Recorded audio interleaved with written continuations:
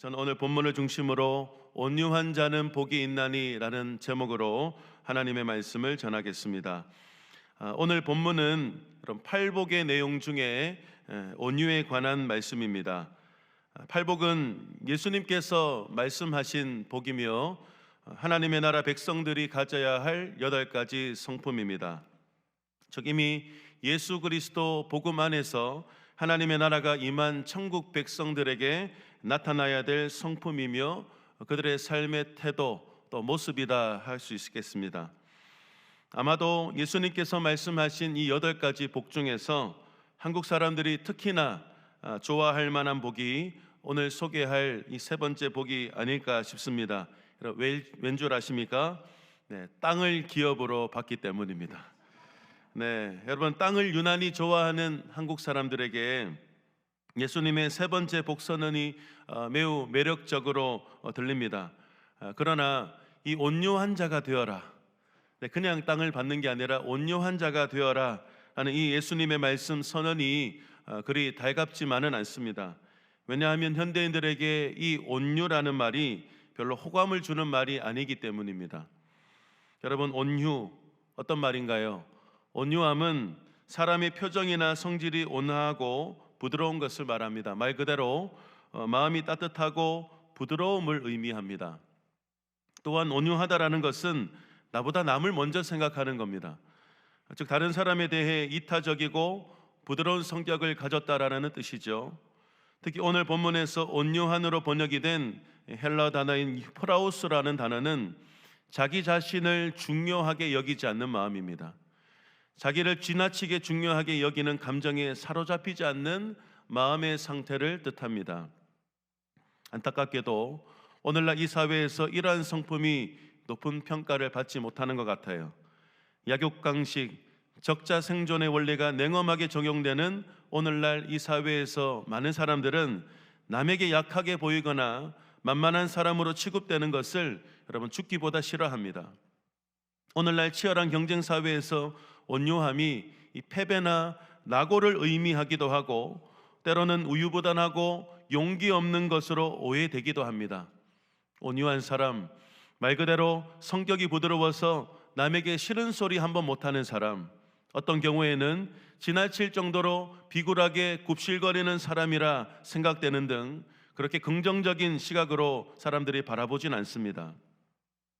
그런데 여러분, 선천적으로 유순하고 차분한 사람 있지 않습니까? 특별하게 마음을 먹거나 애를 쓴 건 아닌데 화를 내지 않고 차분한 사람, 감정에 요동이 없는 사람 여러분 간혹 있습니다. 그렇지만 오늘 본문에서 우리 예수님께서 말씀하시는 온유라는 것은 선천적으로 타고난 이 부드러운 성격을 이야기하는 것이 아니라 팔복에서 말하는 이 온유함은 후천적으로 나타나는 성품입니다. 즉 온유란 예수 그리스도를 나의 구주로 영접하여 고백하고 또 성령을 마음으로 모신 사람에게 나타나는 성품이며 또 믿음과 신앙 안에서 다듬어지고 연단이 된 변화된 성품입니다. 여러분, 모세 한번 보십시오. 그는 본성적으로 볼 때 온유함과는 거리가 멀었던 사람입니다. 매우 터프하고 혈기가 있었던 사람, 그 혈기로 애굽 사람을 죽이기까지 했습니다. 그가 바로의 아들이었을 때 동족인인 히브리인이 이 공경에 처하는 것을 보고는 그분을 참지 못하고 살인을 저지르게 됩니다. 이 일로 인해 그가 왕자, 이 대권 후보에서 도망자 신세로 전락해 버리죠. 그렇지만 모세는 점점 변해갔습니다. 그는 하나님의 큰 섭리 가운데 미디안에서 40년, 이 광야에서 40년 연단을 받으면서 점차 변화되었습니다. 결국 성경은 모세가 어떤 사람이 되었다라고 소개를 합니까? 민수기 12장 3절 말씀에 이 사람 모세는 온유함이 지면의 모든 사람보다 더하더라. 아멘. 온유한 사람 모세. 여러분, 그렇습니다. 우리 하나님께서는 여전히 혈기 많고 과격한 우리를 그냥 내버려 두지 않으시고 이렇게 이 성품으로 살도록 내버려 두지 않으시고 여러 믿음의 훈련과 연단의 과정을 통해 점점 더 예수님 닮은 예수님의 성품으로 변화되게 하시는 것입니다.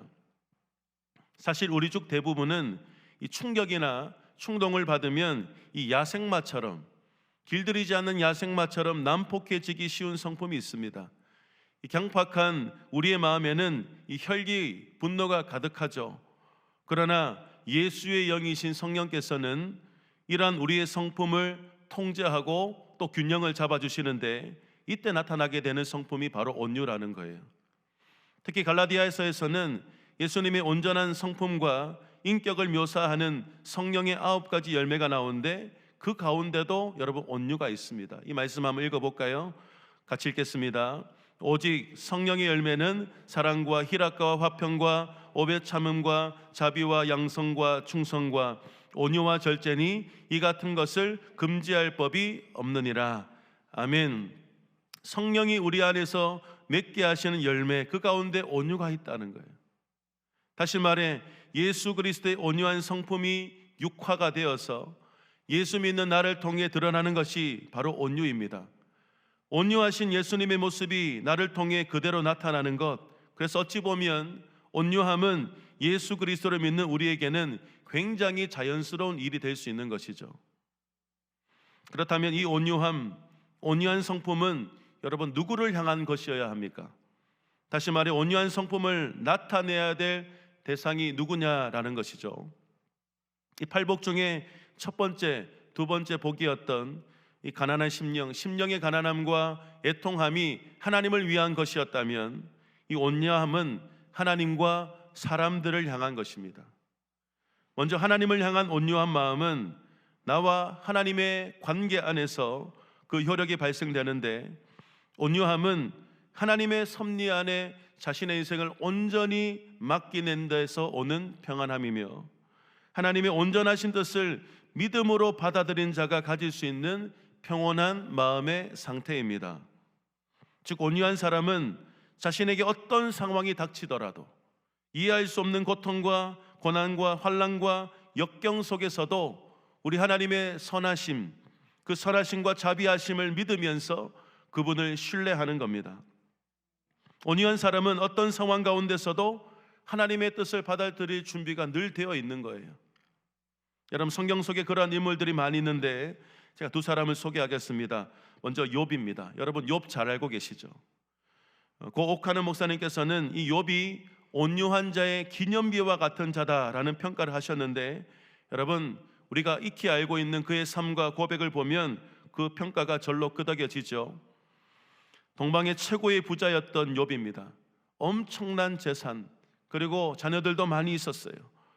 거기다가 신앙까지, 정말 남부럽지 않은 그런 최고의 인생을 살던 욥에게 정말 고난이 닥치죠. 하루아침에 정말 거지 신세가 됩니다. 빈털터리 신세가 돼요. 자녀들을 다 잃어버립니다. 심지어 몸에 병까지 었습니다. 몸의 가려움을 견디지 못해서 기와 조각을 몸에 긁으면서 피가 흐르도록 긁어야 할 만큼 참으로 가련하고 비참한 사람이 되었습니다. 여러분 만약 우리 인생 가운데 이런 상황이 닥친다면 여러분 어떻게 하시겠습니까? 욥은 분노하지 않았습니다. 불평한다거나 하나님을 원망하지 않았고, 그는 인생을 포기하지 않았습니다. 그는 하나님을 신뢰했어요. 그는 하나님의 섭리를 인정하였고, 계속해서 그는 믿음의 찬양의 고백을 하였습니다. 여러분 욥의 고백을 한번 함께 고백해 볼까요? 1장 20절에서 22절 함께 읽겠습니다. 욥이 일어나 겉옷을 찢고 머리털을 밀고 땅에 엎드려 예배하며 이르되, 내가 모태에서 알몸으로 나왔사온즉 또한 알몸이 그리로 돌아가올지라. 주신 이도 여호와시오 거두신 이도 여호와시오니 여호와 이름이 찬송을 받으실지니이다 하고, 이 모든 일에 욥이 범죄하지 아니하고 하나님을 향하여 원망하지 아니하니라. 아멘. 자신의 생각으로 이 상황을 판단한 것이 아니라 하나님의 뜻이 있겠지, 하나님의 선한 뜻이 있을 거야, 의도가 있을 거야, 그 믿음을 가지고 하나님을 찬양했다, 믿음의 고백을 했다라는 겁니다. 여러분 또 요셉을 생각해 볼까요? 그럼 아버지 야고보로부터 사랑을 독차지했던 아들입니다. 눈에 넣어도 아프지 않을 아들이었습니다. 하지만 형들의 시기와 음모로 인해서 애굽의 노예로 팔려가게 되죠. 보디발의 집에 팔려가게 되었고, 낯선 땅에서 꽤 긴 세월을 보내야 했습니다. 요셉은 분명 도대체 내가 왜 이런 일을 겪어야 할까? 내 인생에 왜 이런 어려움이 찾아온 것일까? 여러분 생각할 수도 있었지만 그는 믿음으로 모든 현실을 받아들였습니다. 그는 이해할 수 없는 이 현실 속에서도 선하신 우리 하나님, 신실하신 하나님을 믿으며 어디서든지 자신의 본분에 충실한 인생을 살아갔습니다. 이후 그는 보디발의 아내로 인해 억울한 누명까지 쓰고 감옥에 갇히게 되죠. 하지만 거기서도 그는 낙심한다거나 인생을 포기하지 않았습니다. 그는 하나님을 신뢰하고 하나님의 섭리를 믿음으로 그는 모든 악을 이겼습니다. 여러분, 하나님의 섭리 가운데 총리에 오른 요셉, 여러분 그가 했던 고백이 무엇입니까? 함께 이 고백도 한번 읽어보겠습니다. 당신들이 나를 이곳에 팔았다고 해서 근심하지 마소서, 한탄하지 마소서. 하나님이 생명을 구원하시려고 나를 당신들보다 먼저 보내셨습니다. 그는 자신에게 악을 행했던 형들을 용서했습니다. 왜죠?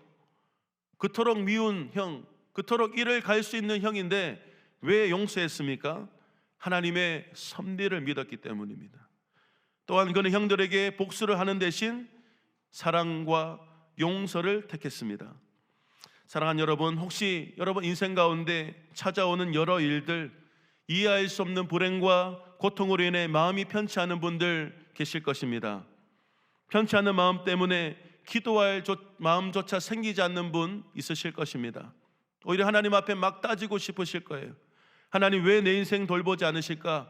왜 나를 이런 식으로 대우하실까? 라는 생각이 머리에서 떠나지 않는 분들이 있을 것입니다. 악인들은 예수 믿지 않는 사람 저렇게 잘 살고 있는데 정직하게 예수 믿으며 이렇게 사는 내 인생은 왜 이렇게 풀리지 않는 것일까? 사랑하는 여러분, 믿음을 가진 우리는 어떠한 상황 가운데서도 우리 선하신 하나님을 신뢰해야 하는 것입니다. 우리는 요셉처럼 하나님의 선하신 섭리에 따라 결국 모든 것이 합력하여 선이 이루어짐을 믿어야 하고 그 선하심과 신실하신 약속을 소망하며 믿음으로 인내해야 하겠습니다. 여러분, 시편 37편 기자가 우리에게 무엇라 말했습니까? 우리 7절부터 9절 말씀 함께 읽겠습니다. 여호와 앞에 잠잠하고 참고 기다리라. 자기 길이 형통하며 악한 꾀를 이루는 자 때문에 불평하지 말지어다. 분을 그치고 노를 버리며 불평하지 말라. 오히려 악을 만들 뿐이라. 진실로 악을 행하는 자들은 끊어질 것이나 여호와를 소망하는 자들은 땅을 차지하리로다. 10절 11절도 같이 읽겠습니다. 잠시 후에는 악인이 없어지리니 내가 그곳을 자세히 살필지라도 없으리로다. 그러나 온유한 자들은 땅을 차지하며 풍성한 화평으로 즐거워하리로다. 아멘. 너희는 여호와 앞에서 잠잠하고 참고 기다리라. 불평하지 마라. 불평하지 마라. 결국은 어떻게 된다고요? 진실로 악을 행하는 자들은 끊어지지만 여호와를 소망하는 자들은 땅을 차지하게 될 것이다. 온유한 자들은 땅을 차지하며 풍성한 화평으로 즐거워하리로다. 할렐루야. 여러분, 선하신 우리 하나님의 섭리를 믿고 합력하여 선을 이루실 우리 하나님을 신뢰할 때 우리는 이 믿음의 고백을 할 수 있는 것입니다. 여러분, 또한 이 온유한 성품은 우리의 모든 인간관계 안에서도 나타나야 하겠는데요. 앞서 제가 말씀드린 것처럼 온유함은 결코 기죽어서 겁먹어서 기죽은 것이 아닙니다. 자기의 이익을 위해 아부하거나 우유부단하게 행동하는 거 아닙니다. 온유함은 거룩한 꿋꿋함과 연단된 성숙함을 가진 성품입니다. 특히 온유한 사람은 자기가 얼마나 큰 죄인인지를 압니다. 온유한 사람은 그럼에도 불구하고 자신을 사랑하고 용서해 주신 하나님의 사랑과 은혜를 잊지 않고 기억합니다. 결국 그 사랑의 마음이 그 사람을 온유하게 만드는 것이고, 내가 하나님으로부터 과분한 사랑과 은혜를 받았기 때문에 이 빚진 사랑을 다른 사람에게 갚으면서 사는 것입니다. 그래서 하나님의 사랑은 반드시 하나님과 사람을 향하게 되어 있습니다. 하나님에 대한 사랑은 반드시 하나님과 사람을 향하도록 이끌어갑니다. 여러분, 한 율법사의 질문에 대한 하나님의 대답, 예수님의 대답이 있잖아요. 계명 중 가장 큰 계명이 무엇입니까? 라고 질문했을 때 예수님이 뭐라 말씀하셨죠? 여러분 같이 한번 읽겠습니다. 예수께서 이르시되 내 마음을 다하고 목숨을 다하고 뜻을 다하여 주 너의 하나님을 사랑하라 하셨으니 이것이 크고 첫째 되는 계명이요 둘째도 그와 같으니 내 이웃을 내 자신같이 사랑하라 하셨으니 아멘. 그렇습니다. 여러분, 온유는 하나님 앞에서의 태도만을 가리키지 않습니다. 사람을 향해서 가지는 마음과 태도에서도 분명하게 나타나게 되어 있습니다. 특별히 자신을 비난하고 대적하는 자, 모함하는 자들을 대할 때 어떤 마음과 태도를 갖는지를 보면 그 사람이 온유한지 아닌지를 잘 알 수가 있습니다. 많은 성경 인물 중에 가장 먼저 떠오르는 사람이 모세죠. 모세. 여러분, 민수기에서 모세는 자신을 일컬어 이 세상에서 가장 온유한 자라고 스스로 고백했습니다. 여러분, 이 지구상에서 내가 가장 온유한 자라고 스스로 말할 수 있는 사람이 몇이나 되겠습니까? 이 고백이 어떻게 나온 게 된 거죠? 그냥 나온 말이 아닙니다. 민수기 12장 말씀을 보시면 여러분, 모세의 가족이었던 미리암과 아론이 모세를 비방하는 장면이 나옵니다. 그 이유인즉슨 모세가 구스 여자를 취했다라는 거예요. 모세가 구스 여자를 취하였더니 그 구스 여자를 취하였으므로 미리암과 아론이 모세를 비방하니라. 하지만 이거는 표면적인 이유고 진짜 속내가 따로 있습니다. 그들이 모세를 비방했던 진짜 이유는 모세의 권위에 대한 도전이었습니다. 2절 말씀에 그들이 이르되 여호와께서 모세와만 말씀하셨느냐 우리와도 말씀하지 아니하셨느냐 하매 여호와께서 이 말을 들으셨더라. 여호와께서 모세와만 말씀하셨느냐 우리와도 말씀하지 아니하셨느냐. 모세뿐만 아니라 우리도 자신들도 하나님의 말씀을 받았음을 강조합니다. 더 이상 이 모세의 권위에 있지 않고 싶다라는 거죠. 두 사람은 이 지도자 모세의 도덕성에 흠집을 내어서 이참에 모세의 독점적 권리를 자신들이 함께 나누기를 원했던 것입니다. 여러분, 모세가 얼마나 화가 났을까요? 다른 사람도 아니고 가족이, 혈육이 얼마나 화가 났을 것이고 얼마나 괘씸했을까요? 여러분, 간단히 생각해 봐도 모세가 가진 지도력, 권위로 그들의 입을 다물 수 있게도 할 수 있고 엄벌을 내릴 수도 있었을 것입니다. 그러나 성경에는 모세가 그 어떤 행동도 했다라는 기록이 없습니다. 그는 이러한 상황 속에서도 잠잠했습니다. 한마디 대꾸도 하지 않았습니다. 화를 내지 않았습니다. 원수를 갖겠다는 생각도 하지 않았습니다. 모세는 충분히 화가 날 수도 화를 낼 수도 있는 상황이었지만 결국 하나님께서 자신의 억울함을 다 풀어주실 것이라는 심정으로 아무런 말도 대응도 하지 않았고 결국 하나님께서 이 온유한 모세의 억울함을 풀어주셨잖아요.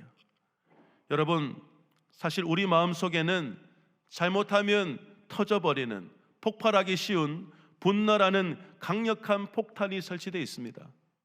이것을 잘 다스리고 길들이는 능력이 부족하면 언제든지 폭발해서 사람을 다치게 하죠.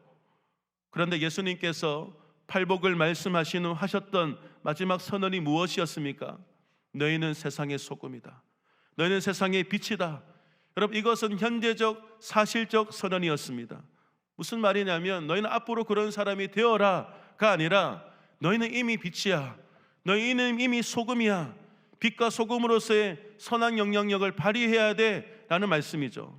그런데 온유하지 않는 사람이 어떻게 세상의 소금이며 빛의 사명을 감당할 수가 있겠습니까? 여러분, 우리가 왜 매일같이 말씀을 보고 왜 기도하면서 살아야 하나요? 왜 우리는 하나님의 은혜 안에서 살아가야 합니까?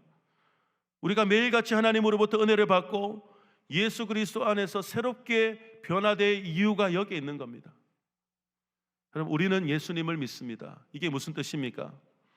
예수님을 믿는 사람들은 한 사람도 예외 없이 성령을 모시고 산다라는 뜻이고, 우리 안에 계신 성령은 그냥 손님이 아닙니다. 우리 마음에 그냥 손님으로 와 계신 것이 아니라 절대 주권자로 와 계시는 거죠. 왕 대신 예수 그리스도가 우리를 다스리시고 통치하시도록 절대자로 와 계시는 겁니다. 예수 믿기 전에 옛 본성으로 막 사는 것이 아니라 예수 그리스도를 통한 새 본성으로 말씀과 신령한 은혜로 변화된 거룩한 성품으로 살도록 성령께서 도우신다라는 겁니다. 성령은 반드시 우리의 이 모난 성품을 바꾸실 수 있는 능력이 있으신 분이세요. 그러므로 우리는 늘 성령을 통하여 예수 그리스도의 이 온유한 성품으로 이 땅을 살아가야 되고 이 땅을 정복해야 될 줄로 믿습니다. 여러분, 오늘 본문에서 예수님은 온유한 자가 받는 복이 무엇이라고 말씀하셨죠? 그럼 본문 말씀 한 번 더 같이 읽겠습니다. 온유한 자는 복이 있나니 그들이 땅을 기업으로 받을 것이며. 아멘. 여러분, 기뻐하십시오. 온유한 사람은 땅을 받습니다. 여러분, 이 땅에서 많은 부동산과 토지를 소유하고 부자가 되어 잘 산다는 의미가 아닙니다. 근데 온유한 그리스도인들은 세상 사람들과 다른 방식으로 땅을 차지하는 겁니다. 온유한 사람은 물리적인 땅이 아니라 땅에 사는 사람들의 마음을 정복하는 겁니다. 그들이 사는 세상이 하나님의 나라가 되도록 하는 것입니다. 이는 온유한 사람이 세상에 미치는 감화력을 보여주는 거죠. 여러분, 혹시 이런 말 들어보신 적 있습니까? 세계의 사람들 중에 1%가 성경을 보고 99%가 성경을 읽는 사람들을 본다. 다시 한 번 더요. 세계의 사람들 중에 1%가 성경을 보고 99%가 성경을 읽는 사람들을 본다. 예수 믿는 사람이 몇 사람 되지 않는다라는 말도 되지만, 이 말은 우리가 예수님이 어떤 분이신지를 잘 보여줄 수 있는 삶이 되어야 된다는 것을 우리에게 말해주는 겁니다. 우리는 성경을 통해 예수님을 만나게 되지만 우리가 만나는 모든 사람들, 예수를 모르는 모든 사람들은 나의 삶을 통해, 온유한 성품을 가진 우리의 삶을 통해 예수를 보게 되는 것이고 예수를 만날 수 있게 된다라는 것이죠. 여러분, 우리가 어떻게 사람들의 마음을 정복합니까? 돈으로? 여러분, 우리의 힘으로? 아닙니다. 차원이 다른 삶입니다. 분노나 화풀이, 무정함이 아니라 오늘 본문에서 말하는 온유함, 사랑할 수 없는 사람을 사랑하고 도무지 용서가 안 되는 사람을 용서하고 전혀 나와 맞지 않는 사람도 허용하고 용납할 수 있는 마음과 행동입니다. 온유한 자라면 반드시 세상 사람들에게 다른 삶을 나타내 보일 것입니다. 복음으로 감화를 끼칩니다. 그래서 결국 그들이 그리스도께로 돌아오게 합니다. 이것이 바로 온유함으로 땅을 정복해가는 방식입니다. 이제 말씀을 마무리하겠습니다. 여러분, 이렇게 설교를 하고 또 설교를 들었지만 부담 100배입니다. 여러분, 어떻게 온유한 자가 될 수 있을까? 과연 이것이 가능한가? 여러분, 여전히 길들이지 않는 말과 같이 여전히 펄떡펄떡 뛰고 여전히 우리는 분노하고 과격한 우리 인생이지만 하나님께서 믿음의 연단과 훈련을 통해 마침내 우리를 온유한 사람으로 변화시키실 줄로 믿습니다. 여러분, 예수 안에서 충분한 가능한 일이래요. 우리 스스로 노력해서는 할 수 없는 일이지만 온유함, 성령께서 주시는 신령한 은혜, 여러분 능력으로 충분히 일어날 수 있는 마음의 상태이기에 여러분 용기를 내시길 바랍니다. 우리 안에 계신 성령께서는 우리가 믿기 전에, 예수를 믿기 전에 옛 본성이 아니라 예수 그리스도를 통한 새 본성으로 반드시 살아가도록 하실 것입니다. 능력이 많으신 성령께서는 우리의 모난 성품이 아니라 예수 그리스도 안에서, 이 예수 그리스도 안에서 변화된 거룩한 성품으로 살아가도록 도우실 것입니다. 마태복음 11장 29절 함께 읽을까요? 나는 마음이 온유하고 겸손하니 나의 멍에를 메고 내게 배우라. 그리하면 너희 마음이 쉼을 얻으리니. 아멘. 여러분, 예수님을 믿고 따르는 우리 그리스도인들의 의무가 무엇입니까? 참 사람으로 오신 예수님을 깊이 묵상하는 겁니다. 이 땅에서 우리가 많은 것을 소유하고 큰 일을 하는 것보다 더 귀하고 소중한 것은 예수 그리스도의 인격을 담는 것이고 결국 예수님처럼 온유함으로 세상을 정복하는 것입니다. 여러분, 다시 한번 제가 말씀드립니다. 구원받은 사람은 재력이나 무력으로, 지위로 세상을 정복하는 거 아닙니다. 예수님처럼 온유함으로 세상을 정복합니다. 간절히 바라기는 참으로 무정하고 강팍한 이 세상 속에서 이 온유함의 모범이신 예수님을 꼭 닮은 그리스도인으로, 또 이 온유함으로 세상에 감동과 또 감화를 끼침으로써 정말 어두운 이 세상 속에서 빛나는 그리스도인으로 다 살아가시길 바랍니다.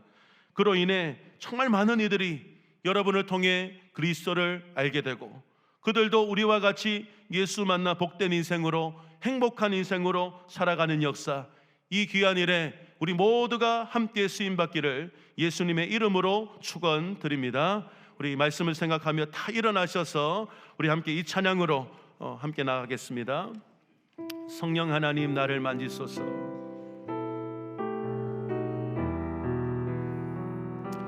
성령 하나님 나를 만지소서. 상하고 깨어져 지친 나를 새롭게 하소서.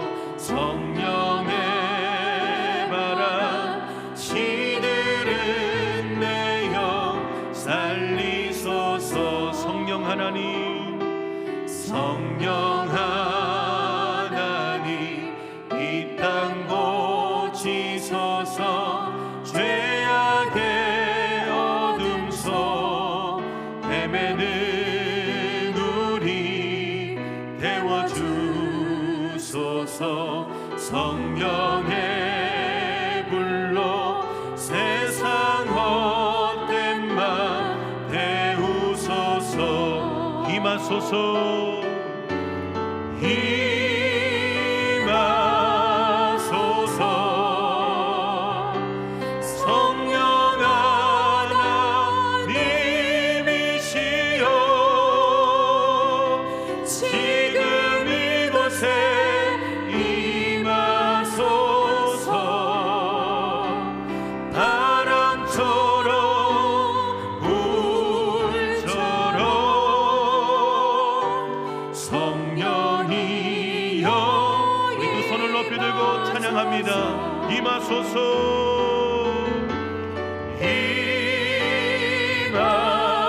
임하소서. 성령 하나님이시여 지금 이곳에 임하소서. 바람처럼 불처럼 성령이여. 우리 간절히 사모하는 마음으로 한 번 더요. 임하소서.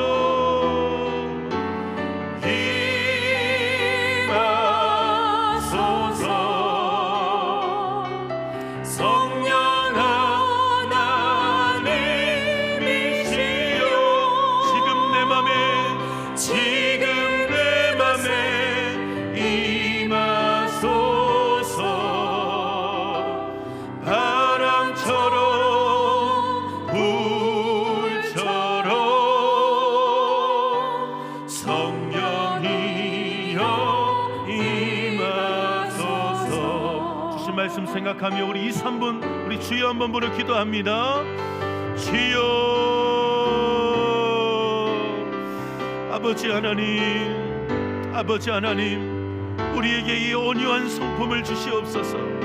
우리가 하나님의 뜻을 이루며 살고 싶습니다.